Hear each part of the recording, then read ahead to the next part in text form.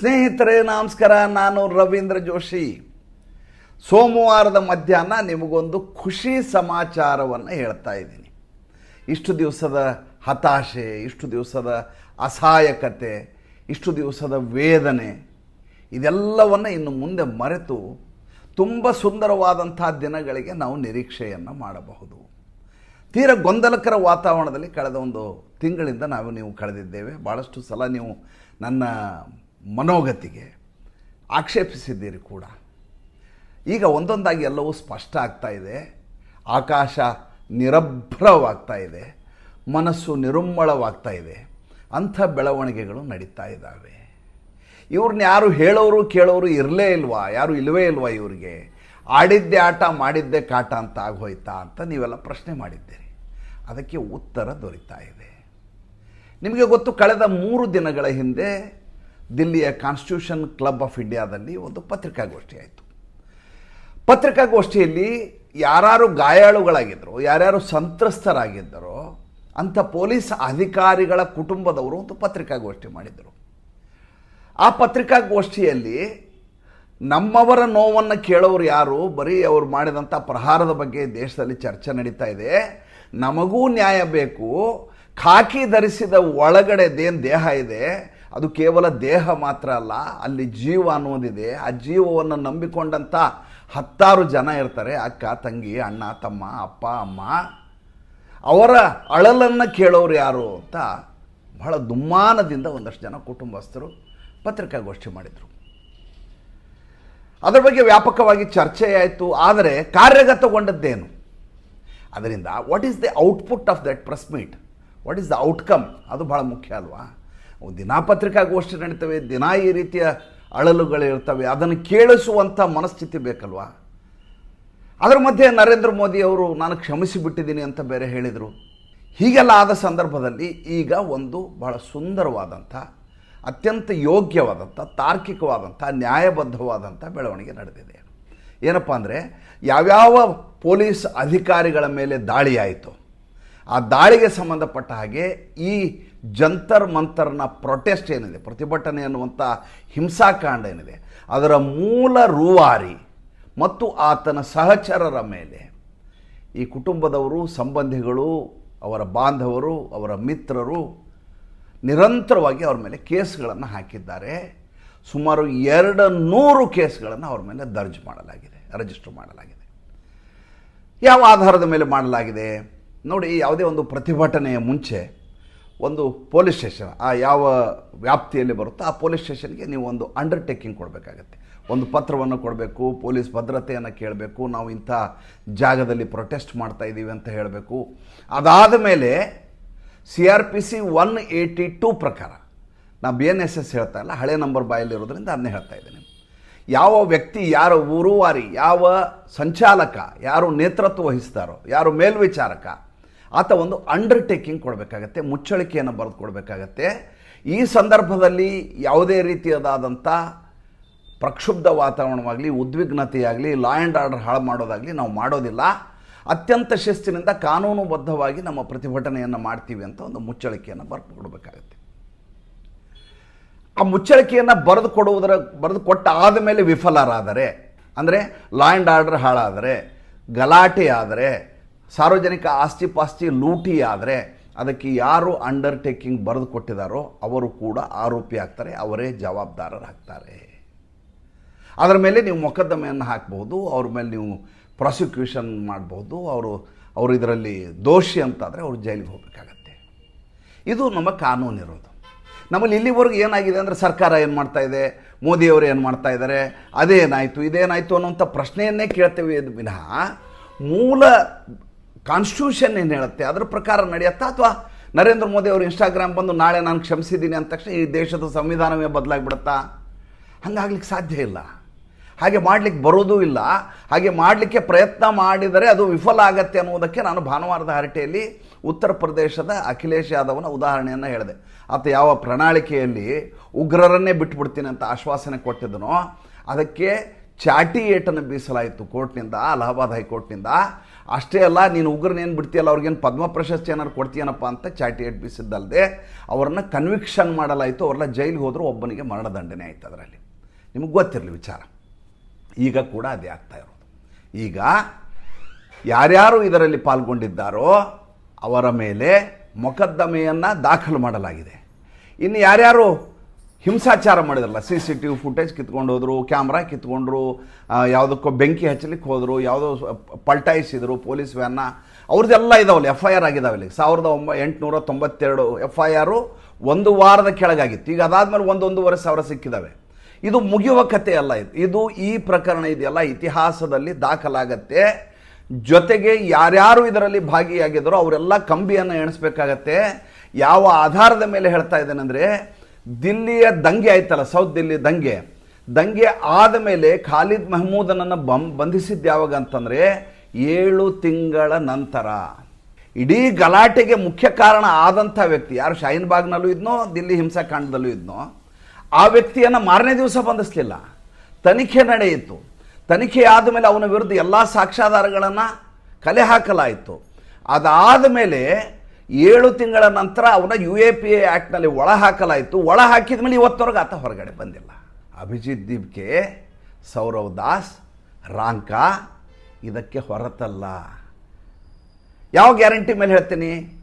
ಈ ದೇಶದ ಸಂವಿಧಾನ, ಯಾವ ಸಂವಿಧಾನದ ಪುಸ್ತಕವನ್ನು ಹಿಡ್ಕೊಂಡು ಇವರು ಓಡಾಡ್ತಾ ಇದ್ರಲ್ಲ, ಅದೇ ಸಂವಿಧಾನದ ಅಡಿಯಲ್ಲಿ ಇದೇ ಪ್ರಾವಿಜನ್ಸ್ ಇರೋದು. ಅದರ ಪ್ರಕಾರವೇ ಯಾರೇ ಪ್ರಧಾನಮಂತ್ರಿ ಆಗಲಿ, ಯಾವುದೇ ಮುಖ್ಯಮಂತ್ರಿ ಆಗಲಿ, ಯಾರೇ ಆಗಲಿ ನಡಿಬೇಕು. ಈವನ್ ಪೊಲೀಸ್ ಆಫೀಸರ್ಸ್ ಅವರು ಕೂಡ ಇದರ ಪ್ರಕಾರವೇ ನಡ್ಕೋಬೇಕೇ ವಿನಃ ಇನ್ಸ್ಟಾಗ್ರಾಮಲ್ಲಿ ನರೇಂದ್ರ ಮೋದಿ ಹೇಳಿದ್ರಂತೆ ನಾವು ಬಿಟ್ಟು ಬಿಡ್ತೀವಿ ಅಂತ ಅವ್ರು ಹೇಳಿಕಾಗಲ್ಲ. ನೌಕರಿ ಹೋಗ್ಬಿಡ್ತದೆ, ಸಸ್ಪೆಂಡ್ ಆಗ್ಬಿಡ್ತಾರೆ. ಇದನ್ನು ನಾವು ಮೂಲ ವಿಷಯವನ್ನು ಅರ್ಥವನ್ನು ಮಾಡ್ಕೊಳ್ಳಿಕ್ಕೆ ಆಗೋದಿಲ್ಲ. ನಾವು ಯಾಕಂದ್ರೆ ಭಾಳಷ್ಟು ಭಾವೋದ್ವೇಗಕ್ಕೆ ಒಳಗಾಗಿರ್ತೀವಿ, ಅಸಹಾಯಕತೆಯಲ್ಲಿರ್ತೀವಿ. ನನ್ನನ್ನು ಹಿಡಿದು ಹೇಳೋದು, ನಾನೇನು ಅಸಾಮಾನ್ಯ ಅಲ್ಲ, ಅಥವಾ ಎಲ್ಲವನ್ನು ತಿಳ್ಕೊಂಡು ಇದನ್ನು ಕರಗತಗೊಂಡಿಸ್ಕೊಂಡು ಸಮಚಿತ್ತನಾಗಿರ್ಲಿಕ್ಕೆ ನಮಗೂ ಸಾಧ್ಯ ಆಗೋದಿಲ್ಲ. ನಾವು ಜನಸಾಮಾನ್ಯರು 4 ಮಾತನಾಡ್ಲಿಕ್ಕೆ ನೀವು ಅವಕಾಶ ಕೊಟ್ಟಿರಿ, 4 ಮಾತಾಡ್ತಾ ಇದ್ದೀವಿ ಬಿಟ್ಟರೆ ಅದನ್ನು ಮೀರಿದಂಥ ದೊಡ್ಡದಾದಂಥ ಶಕ್ತಿ ನಮ್ಮ ಹತ್ರನೂ ಇರೋದಿಲ್ಲ. ಇನ್ನೊಬ್ಬನ ಬಗ್ಗೆ ಹೇಳಿ, ಇವೊಂದು ಮುಗಿಸ್ಬಿಡ್ತೀನಿ ಫಸ್ಟು. ಹಾಗಾದರೆ ಇವನ ಅಭಿಜಿತ್ ದೀಪ್ಕೆಯ ನಡೆ ಏನೀಗ? ಅಭಿಜಿತ್ ದೀಪ್ಕೆ ಈಗ ಛತ್ರಪತಿ ಸಂಭಾಜಿ ನಗರ ಏನಿದೆಯಲ್ಲ, ಆ ಸಂಭಾಜಿ ನಗರದಲ್ಲಿ ಅವನ ಮನೆಯಲ್ಲಿದ್ದಾನೆ. ಈತನ ತಂದೆಯ ಹೆಸರು ಭಗವಂತರಾವ್ ದೀಪ್ಕೆ ಅಂತೇಳಿ. ಅವರಪ್ಪ ಏನಿದಾರಲ್ಲ ಅವರು ಅಸಿಸ್ಟೆಂಟ್ ಇಂಜಿನಿಯರ್ ಆಗಿದ್ದಂಥ ವ್ಯಕ್ತಿ. ಆತನಿಗೆ ತಿಂಗಳ ಸಂಬಳ 65,000 ರೂಪಾಯಿ. 65,000 ಸಂಬಳ ಇರುವಂಥ ಒಬ್ಬ ಎಂಜಿನಿಯರು ತನ್ನ ಮಗನನ್ನು ಅಮೇರಿಕೆಗೆ ಓದಲಿಕ್ಕೆ ಕಳಿಸಿದ್ದರು. ಒಂದು ಸಲ ಅಮೇರಿಕೆಗೆ ಓದಲಿಕ್ಕೆ ಹೋದರೆ ಕನಿಷ್ಠ ಎಂದರು 70 ರಿಂದ 80 ಲಕ್ಷ ರೂಪಾಯಿ ಖರ್ಚು ಬರುತ್ತೆ. ಈ ಖರ್ಚನ್ನು ಅವರು ಹೇಗೆ ನಿಭಾಯಿಸಿದರು? ಈತನ ವಿದೇಶದ ಪ್ರವಾಸಕ್ಕೆ ಅವರ ತಂದೆ ದುಡ್ಡನ್ನು ಹೊಂದಿಸಿದ್ದು ಹೇಗೆ?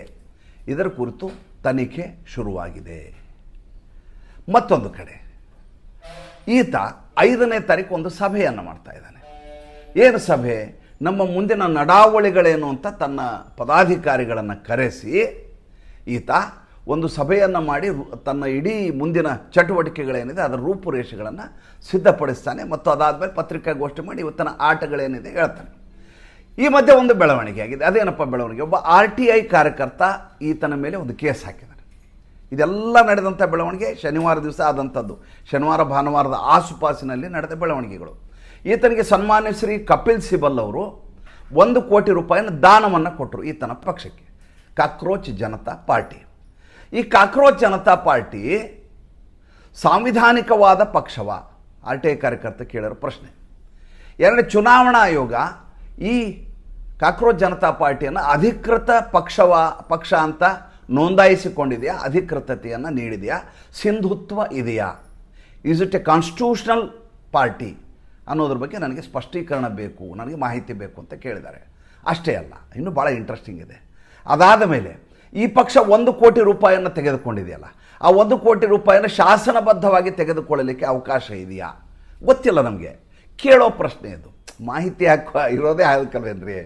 ಅದಾದ ಮೇಲೆ 1 ಕೋಟಿ ರೂಪಾಯಿ ಕೊಟ್ಟಂಥ ಪ್ರಭೃತಿ ಇದ್ದಾರಲ್ಲ, ಸನ್ಮಾನ್ಯ ಶ್ರೀ ಕಪಿಲ್ ಸಿಬಲ್ ಅವರು 18% ಟ್ಯಾಕ್ಸ್ ಕಟ್ಟಿ 1 ಕೋಟಿ ರೂಪಾಯಿ ಕೊಟ್ಟಿದ್ದಾರ.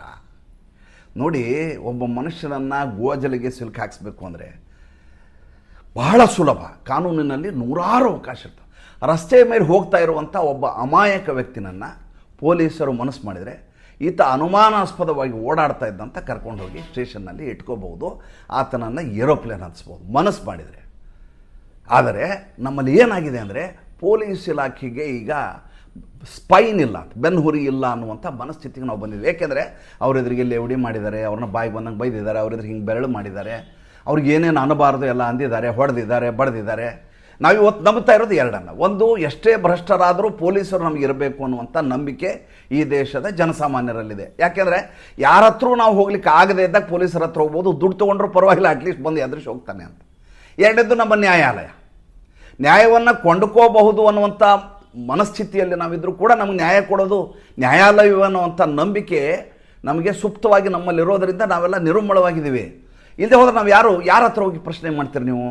ಯಾರ ಹತ್ರ ಹೋಗ್ಲಿಕ್ಕಾಗಲ್ಲ, ರಾಜಕಾರಣಿಗಳ ಹತ್ರ ಅಂತೂ ಹೋಗೋ ಪ್ರಶ್ನೆನೇ ಬರೋದಿಲ್ಲ.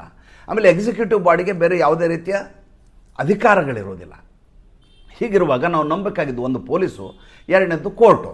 ಈಗ ಪೊಲೀಸರನ್ನ ನೀವು ಕಲ್ಲಿಂದ ಹೊಡೆದು ನೀವು ಸಾಯಿಸ್ತೀರಿ ಅಂದರೆ, ಅವರು ಜೀವನ್ಮರಣ ಹೋರಾಟದಲ್ಲಿ ಆಸ್ಪತ್ರೆಯಲ್ಲಿ ನರಳ್ತಾ ಇದ್ದಾರೆ ಅಂದರೆ, ಹಾಗಾದರೆ ಈ ದೇಶದಲ್ಲಿ ಈಗ ಗೃಹ ಯುದ್ಧ ಪ್ರಾರಂಭ ಆಗಿದೆ, ಈ ದೇಶದಲ್ಲಿ ಈಗ ಸ್ಥಿರತೆ ಇಲ್ಲ ಅಂತ ಮನಸ್ಥಿತಿ ಬರುತ್ತೆ.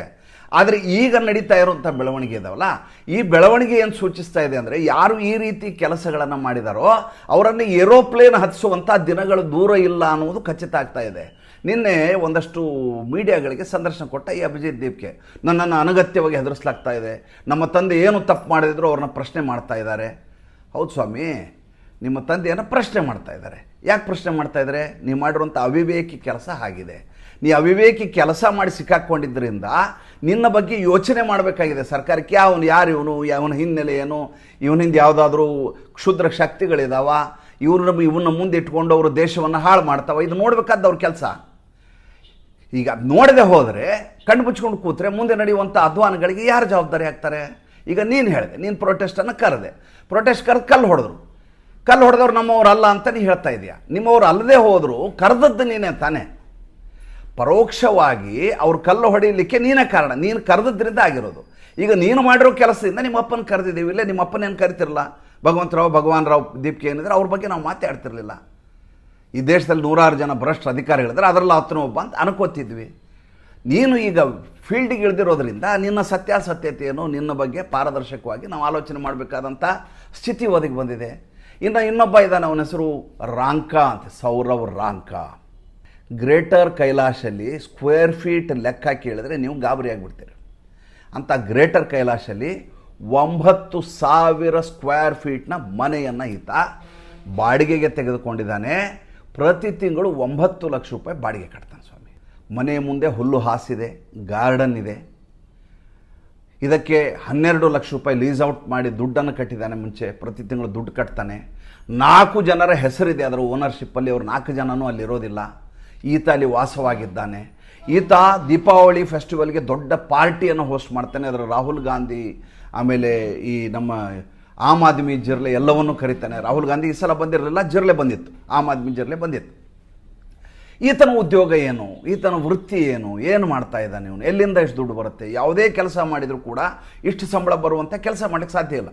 ಅಂಥದ್ರಲ್ಲಿ 9 ಲಕ್ಷ ರೂಪಾಯಿ ಬಾಡಿಗೆ ಕಟ್ಟುವಂಥ ಈತನು, ನಾನೊಬ್ಬ RTI ಆ್ಯಕ್ಟಿವಿಸ್ಟ್ ಅಂತ ಹೇಳ್ಕೊಳ್ಳೋದು, ನಾನು ಕೂಡ ಜರ್ನಲಿಸ್ಟ್ ಅಂತ ಹೇಳ್ಕೊಳ್ಳೋದು, ಇದೆಲ್ಲ ಮಾಡ್ತಾನೆ. ಯಾವ ಜರ್ನಲಿಸ್ಟು ಯಾವ ಪತ್ರಿಕೆ ಎಷ್ಟು ಸಂಬಳ ಕೊಡುತ್ತೆ ಅದ್ರ ಬಗ್ಗೆ ಮಾಹಿತಿ ಬೇಕಲ್ವಾ? ಅದರ ಬಗ್ಗೆ ಈಗ ತನಿಖೆ ಶುರುವಾಗಿದೆ. ಈತ ಭಾರತೀಯ ಹೌದಲ್ವಾ ಅನ್ನೋಂಥ ಅತಿ ದೊಡ್ಡ ಪ್ರಶ್ನೆ ಉಂಟಾಗಿದೆ. ಯಾಕೆ ಅಂತಂದರೆ ಈತನ ತಂದೆ ನೇಪಾಳಿ, ದಾಸ್ ಎನ್ನುವುದು ಈತನ ಸರ್ನೇಮ್ ಅಲ್ಲ. ಇದೆಲ್ಲ ಮಾಹಿತಿಗಳು ಹೊರಗಡೆ ಬರ್ತಾ ಇದ್ದಾವೆ. ಈಗ ನಿಜವಾದ ಆಟ ಶುರುವಾಗತ್ತೆ. ಪಾಪ ನರೇಂದ್ರ ಮೋದಿ ಅವ್ರಿಗೇನೋ ಭಾಳ ಹೆಂಗರಳು ಅಂತಃಕರಣ, ಮನೆ ಯಜಮಾನ ಕಾಕ ಮೋದಿ ಕಾಕ ಮಕ್ಕಳನ್ನ ಕ್ಷಮಿಸಿದ್ದಾರೆ. ನಮ್ಮ ಕಾನೂನು ಕ್ಷಮಿಸಲ್ವೇ? ನಮ್ಮ ಸಂವಿಧಾನಕ್ಕೆ ಅವಕಾಶ ಕೊಡಲ್ವೇ? ನಾವೇನು ಮಾಡೋಕ್ಕಾಗತ್ತೆ? ಬೀಳ್ಲಿ ಕೇಸು.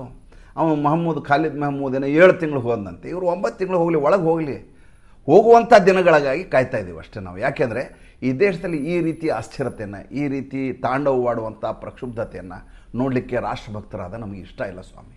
ಅದಕ್ಕಾಗಿ ನಮ್ಮ ಈ ಹೋರಾಟ. ಅದನ್ನು ಬಿಟ್ಟು ಬೇರೆ ಏನೂ ನಮ್ಮ ರಾಜಕೀಯ ಉದ್ದೇಶಗಳಿಲ್ಲ. ಅಷ್ಟು ಹೇಳ್ತಾ ಇವತ್ತಿನ ಸಂಚಿಕೆಯನ್ನು ಮುಗಿಸ್ತೇನೆ. ಸಂಜೆ ಮತ್ತೊಂದು ಹೊಸ ಸಂಚಿಕೆಯೊಂದಿಗೆ ಬರ್ತೀನಿ. ನಮಸ್ಕಾರ.